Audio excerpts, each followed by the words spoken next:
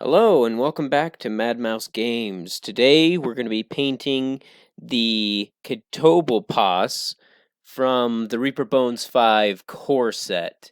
Now, from what I could gather about this creature from D&D lore and things like that, they're mostly from swamps, and they're very dangerous and deadly. And so this is something I wanted to paint and make it look really kind of like it came from a swamp. And this is kind of the first time that I put thought into the basing that's on the miniature. And luckily, there's a lot actually on the base of this miniature. A lot of the other ones I've painted have been just kind of like if they're, like a PC or an NPC. A lot of those have been on kind of like a cobblestone path or, like a city street or something like that. Um, and so this miniature in particular, though, has like a little log that's underneath it that's kind of looks like it's covered in moss, and the ground is really um, grassy and mossy. So I decided I was going to try and base this miniature as well as paint it. And I thought it ended up coming out pretty good looking. I decided to go with this brown for kind of like the undercoat of the Catoblepas. I don't even know if that's how it's pronounced, but that's how I'm going to say it. It's probably wrong, but that's just life. So I went with kind of a brown for the under belly, and then for kind of like the top part, I decided to do like a grayish because it kind of looks like cracked mud on there, or could be some kind of armor that the animal had on it at some point. So I decided to go with kind of a grayer um, thing for that. So one thing that was really nice about painting this miniature is that since the bones material is so flexible, I was able to bend this tail part that rests up against the back so I could paint underneath the tail, and I could paint the tail itself without having to worry about breaking it. If this would have been any other model or like not a Reaper Bones kind of material, since I'd already glued that tail on, painting in there would have been a real pain in the butt. But luckily, because it's really flexible, I was able to get that and I didn't have any problems painting it, which I thought was pretty nice. So another perk about these miniatures is if you glue them when you probably shouldn't have, which is something that I've learned the more I've painted, is that some of the miniatures I glued I probably shouldn't have, because it's a lot easier to paint down in those small nooks and crannies and things when you actually have those pieces separate. But luckily with this miniature, it didn't affect me too much, which was nice. So I also painted its kind of like hoof things to look like hooves, so they're black. I paint the ground kind of a green. It was a lighter green than I probably would have liked, so I came back through later after the wash and did a darker green on there. Another thing about this miniature is by looking at it, it looks like the underbelly and possibly kind of like the legs areas almost looks like it even has the moss like growing up onto the animal, as if this monster had been laying in the like mossy swamplands and some of that had grown up onto it. So one thing I really wanted to do with the miniature was put a little bit of green on the bottom parts of it that kind of blends in with the skin as if the moss is like growing onto its skin, which is something I tried and actually ended up looking fairly good. You can't really see it very well in the video, which we haven't gotten to that part yet, but when we do, I'll point it out. But in the end, it wasn't a very strong green, kind of fade into brown, but it was just enough that you could kind of see it. And if you were really paying attention, one thing I thought was if your players are fighting one of these and you have that moss, if they look at that miniature, they might think, oh, well, this thing might be weak to fire. And so making it weak to fire could be a nice thing that you could do.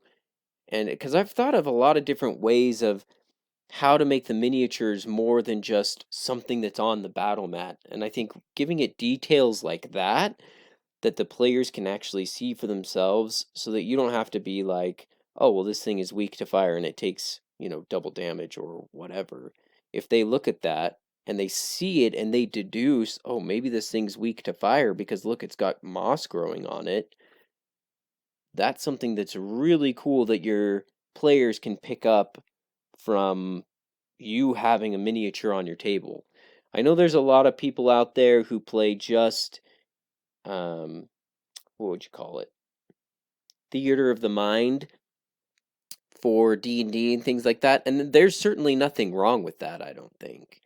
However, I think that having a miniatures on the table can bring a whole new element to the game. And I think, depending on the kind of game you run, you may want to do theater of the mind fights and things like that. Maybe if it's, if you tend to run a more horror or realistic game where, I mean, in a real battle, communication is a lot harder, and seeing your enemies who are on the other side of the battlefield is a lot harder. So if you're trying to add those element of that kind of chaotic element of realism, then I think that, not having miniatures and just doing theater of the mind could be good because there is some miscommunication, at least that I've had, when you're doing theater of the mind. It's a lot harder for your players to determine where all the little goblins are, or all the orcs are, or even where the big monster is once it burrows into the ground or starts to fly away or whatever. So having that kind of battle in theater of the mind, I think, is good. But if they're fighting something large like this and it's just all your party members fighting this, you're not going to really have that chaotic element. But having something like the paint job really bring the creature to life, I think that could be very beneficial, not just to the players, but to you as the DM yourself. When I'm painting these miniatures, I'm trying to, give them personality, things like that. And little things like that, I think, can really bring a new perspective to how to paint miniatures. Because if you're thinking about things other than just, oh, what colors look good with what other colors, then I think you can really build a story around a creature so that when you put that creature on the battlefield, your players can deduce things for themselves just by looking at it. And so that's one thing that I was thinking a lot about as I was doing this miniature, and that I thought would be good to share with the rest of you. Finding inspiration for your painting can be almost as important as the color palette or the different things you try. So here you can see me putting on kind of that dark green undertone um, before I dry brush the rest of that brown, um, because I wanted it to have that green so that my players could see, oh, this thing has some moss on it, maybe fire will deal more damage to it. And, you know, that kind of a thing I think can be very beneficial to your players and beneficial to you yourself as a painter. So, you can see me adding details here. Mostly on this miniature, I did a lot of dry brushing. I did try a couple of different things. With the spines on the back, I did it very similar to one of my other videos, The Thing in the Well, where I did kind of a darker, kind of a brownish, and then went over that with some white to kind of make it look like teeth or spines sticking out of its back that are bony, but yet old and have been there for a while. And I thought that ended looking pretty good as well. Now, one thing that I really liked about this miniature is the head that they put on it. And I just want to talk about that for just a minute because I thought, to me, it looked a lot like bones, like a skull, as though there's no skin on top of it. And so what I did, as you can see, is I painted it like a skull. I did uh, a a white color that was like off-white. I think it was technically antique white or something like that. But once you highlight it with a white, it looks like a skull that has kind of been weathered, I guess you could say.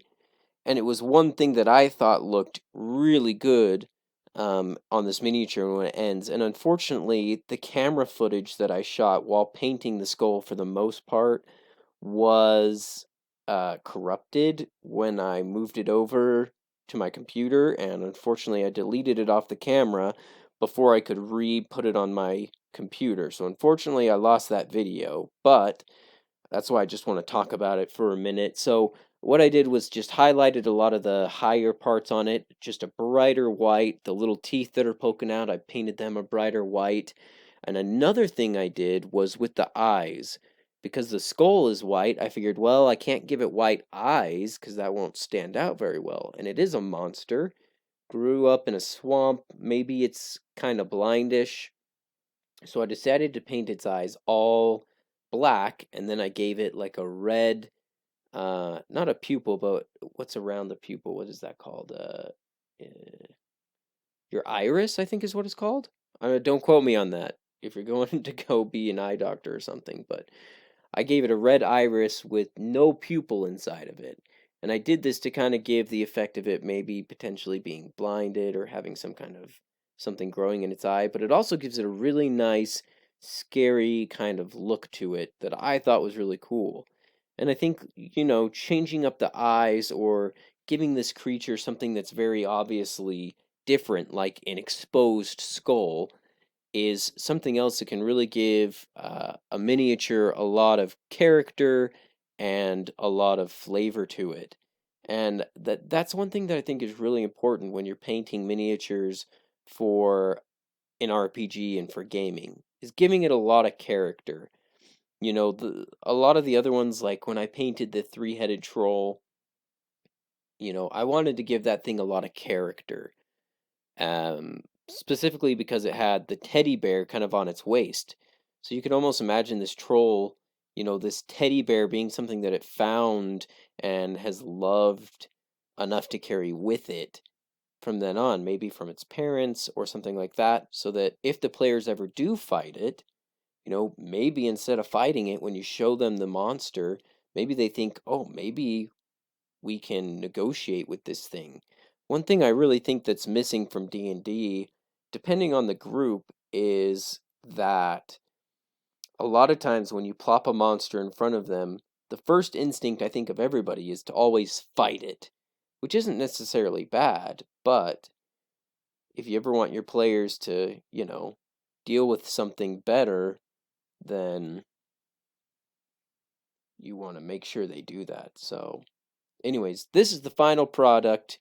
You can see all the different spines on its back, how I painted it, and most importantly, I think the skull is really the defining feature on this with the black eye and the red pupil. I think it looks really good, but if you like this video, leave a like, subscribe, comment what you want to see me paint, and have a nice day.